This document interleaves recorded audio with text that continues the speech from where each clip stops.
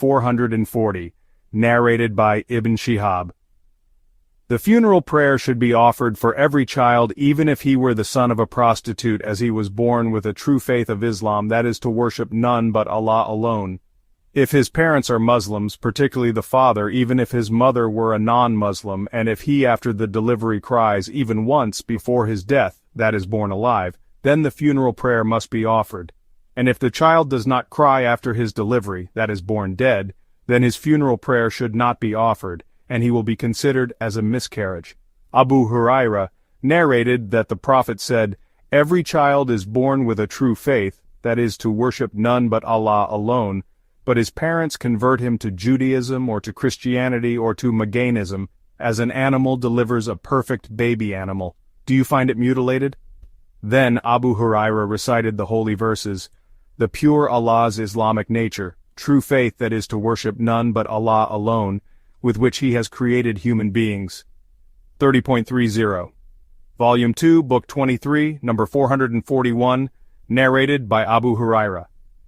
Allah's apostle said, "Every child is born with a true faith of Islam, that is to worship none but Allah alone, but his parents convert him to Judaism, Christianity, or Maganism, as an animal delivers a perfect baby animal. Do you find it mutilated?" Then Abu Hurairah recited the holy verses, "The pure Allah's Islamic nature, true faith of Islam, that is worshipping none but Allah, with which he has created human beings. No change let there be in the religion of Allah, that is joining none in worship with Allah. That is the straight religion Islam, but most of men know not." 30.30. Volume 2, Book 23, number 442, narrated by Sa'id bin al-Musayyab from his father. When the time of the death of Abu Talib approached, Allah's apostle went to him, and found Abu Jahl bin Hisham, and Abdullah bin Abi Umayyah bin al-Mughira by his side.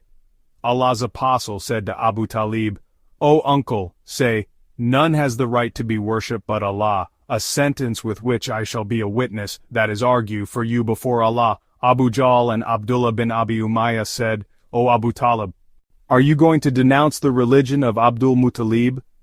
Allah's apostle kept on inviting Abu Talib to say it, that is, none has the right to be worshipped but Allah, while they, Abu Jahl and Abdullah, kept on repeating their statement till Abu Talib said as his last statement that he was on the religion of Abdul Muttalib and refused to say, "None has the right to be worshipped but Allah." Then Allah's apostle said, "I will keep on asking Allah's forgiveness for you unless I am forbidden by Allah to do so." So Allah revealed the verse concerning him, that is, it is not fitting for the Prophet and those who believe that they should invoke Allah for forgiveness for pagans even though they be of kin, after it has become clear to them that they are companions of the fire. 9.113. Volume 2, Book 23, number 443. Narrated by Ibn Abbas. The Prophet once passed by two graves, and those two persons in the graves were being tortured. He said, "They are being tortured not for a great thing to avoid. One of them never saved himself from being soiled with his urine, while the other was going about with calumnies to make enmity between friends. He then took a green leaf of a date palm tree, split it into two pieces, and fixed one on each grave. The people said, 'O Allah's apostle, why have you done so?' He replied, 'I hope that their punishment may be lessened till they, the leaf, become dry.'" Volume 2, Book 23, number 444, narrated by Ali. We were accompanying a funeral procession in Baqi-e-Gharqad. The Prophet came to us and we sat around him. He had a small stick in his hand, then he bent his head and started scraping the ground with it. He then said, "There is none among you, and not a created soul, but has place either in paradise or in hell assigned for him, and it is also determined for him whether he will be among the blessed or wretched."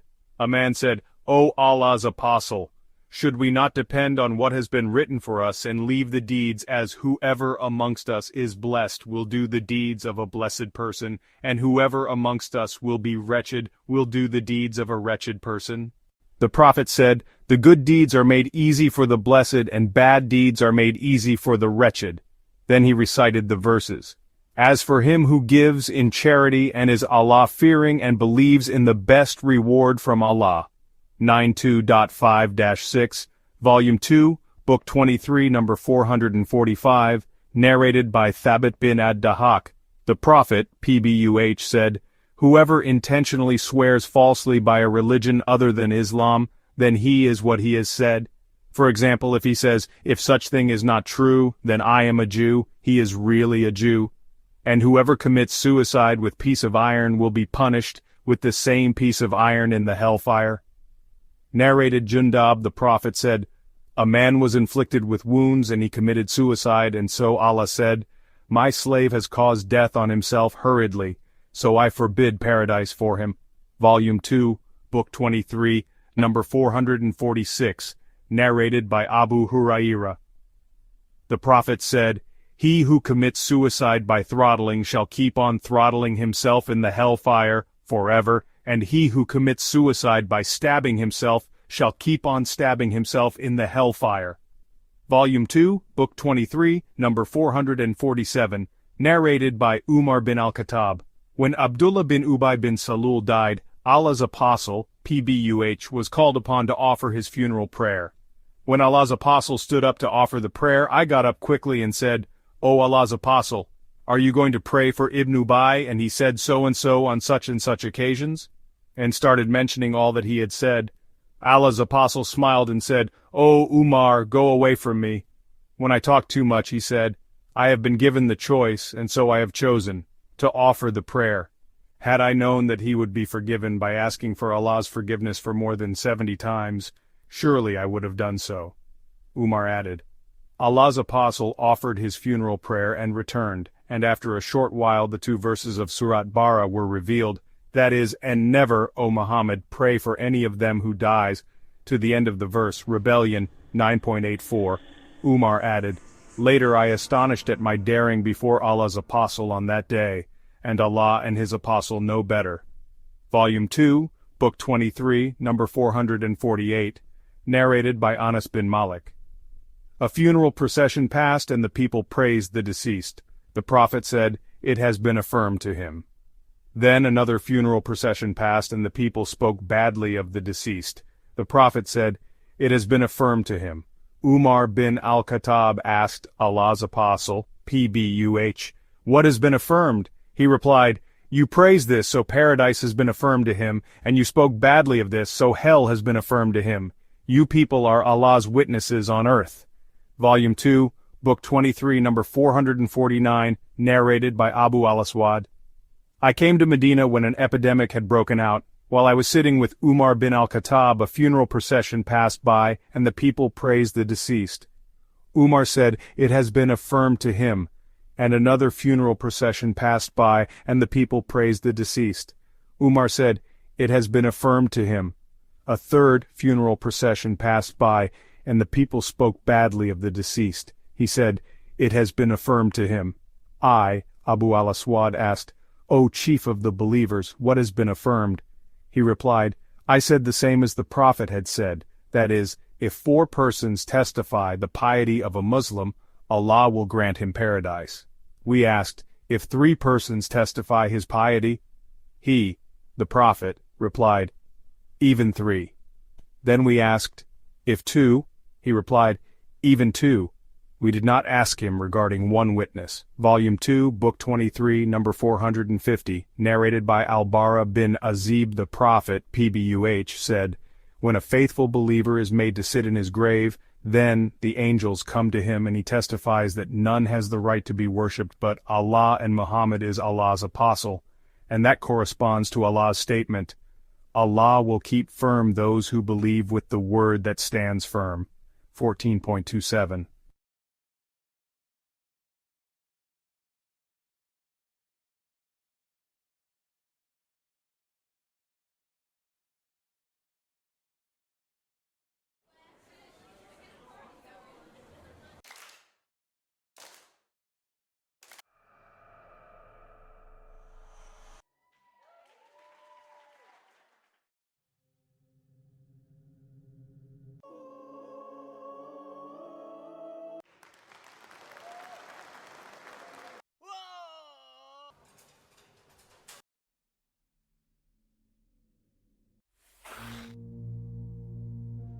Volume 2, Book 23, number 451, narrated by Shuba, same as above, and added, Allah will keep firm those who believe, 14.27, was revealed concerning the punishment of the grave. Volume 2, Book 23, number 452, narrated by Ibn Umar. The Prophet looked at the people of the well in which the bodies of the pagans killed in the Battle of Badr were thrown, and said, Have you found true what your Lord promised you? Somebody said to him, You are addressing dead people. He replied, You do not hear better than they, but they cannot reply. Volume 2, Book 23, number 453, narrated by Aisha. The Prophet said, They now realize that what I used to tell them was the truth. And Allah said, Verily, you cannot make the dead to hear, that is benefit them, and similarly the disbelievers, nor can you make the deaf hear. 27.80. Volume 2, Book 23, number 454, narrated by Masruq. Aisha said that a Jewess came to her and mentioned the punishment in the grave, saying to her, May Allah protect you from the punishment of the grave. Aisha then asked Allah's apostle about the punishment of the grave. He said, Yes, there is punishment in the grave. Aisha added, After that I never saw Allah's apostle but seeking refuge with Allah from the punishment in the grave in every prayer he prayed. Volume 2, Book 23, number 455, narrated by Asma bint Abi Bakr. Allah's apostle once stood up delivering a sermon and mentioned the trial which people will face in the grave. When he mentioned that, the Muslims started shouting loudly. Volume 2, Book 23, number 456, narrated by Anas bin Malik. Allah's apostle said, When Allah's slave is put in his grave and his companions return and he even hears their footsteps, two angels come to him and make him sit and ask, What did you use to say about this man, that is Muhammad? The faithful believer will say, I testify that he is Allah's slave and his apostle. Then they will say to him, Look at your place in the hellfire. Allah has given you a place in paradise instead of it. So he will see both his places. Qatada said, We were informed that his grave would be made spacious. Then Qatada went back to the narration of Anas, who said, Whereas a hypocrite or a non-believer will be asked, What did you use to say about this man? He will reply, I do not know, but I used to say what the people used to say. So they will say to him, Neither did you know nor did you take the guidance by reciting the Quran. Then he will be hit with iron hammers once, that he will send such a cry as everything near to him will hear, except jinns and human beings. Volume 2, Book 23, number 456, narrated by Anas bin Malik. Allah's apostle said, When Allah's slave is put in his grave and his companions return and he even hears their footsteps, two angels come to him and make him sit and ask, What did you use to say about this man, that is Muhammad? The faithful believer will say, I testify that he is Allah's slave and his apostle. Then they will say to him, Look at your place in the hellfire. Allah has given you a place in paradise instead of it. So he will see both his places. Qatada said, We were informed that his grave would be made spacious. Then Qatada went back to the narration of Anas, who said, Whereas a hypocrite or a non-believer will be asked, What did you use to say about this man? He will reply, I do not know, but I used to say what the people used to say. So they will say to him, Neither did you know nor did you take the guidance by reciting the Quran. Then he will be hit with iron hammers once, that he will send such a cry as everything near to him will hear, except jinns and human beings. Volume 2, Book 23, number 457, narrated by Abi Ayyub. Once the Prophet went out after sunset and heard a dreadful voice and said, The Jews are being punished in their graves. Volume 2, Book 23, number 458, narrated by Musa bin Uqba, from the daughter of Khalid bin Sa'idi bin al-Asi, who said that she had heard the Prophet seeking refuge with Allah from the punishment in the grave. Volume 2, Book 23, number 459, narrated by Abu Huraira. Allah's apostle used to invoke Allah, Allahumma inni a'udhu bika min adhabil qabr wa min adhabin nar wa min fitnatil mahya wal mamat wa min fitnatil masih ad-dajjal. O Allah, I seek refuge with you from the punishment in the grave, and from the punishment in the hellfire, and from the afflictions of